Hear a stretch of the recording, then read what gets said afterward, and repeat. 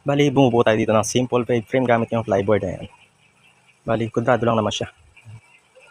48 by 75 yung kanyang haba na to. Pero ito naka-customize siya. Bali, ang pinaka-finish lang na to is 76 lang.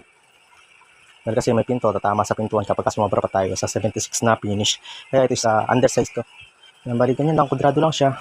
Tapos lalagyan ko siya ng frame na tubular dito sa pinaka-side niya. Tsaka papatungan ko pa ulit to ng plyboard para mas maging matibay siya. No?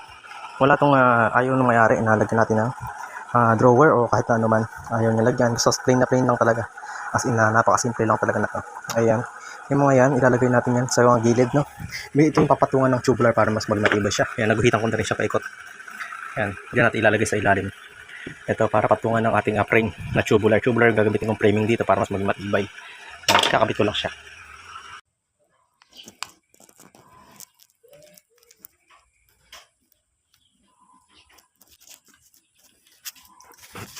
Balikan nyo na kasimple yung ating framing sa ating tubular na 1x1. No? Lagyan din natin yung support na dyan sa gitna. Ayan.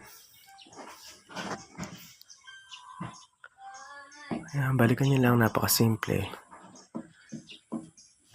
So, di-deliver natin siya, kama sa ilalim, aparador sa ibabaw. Ayan, kalarang talian yan, balok.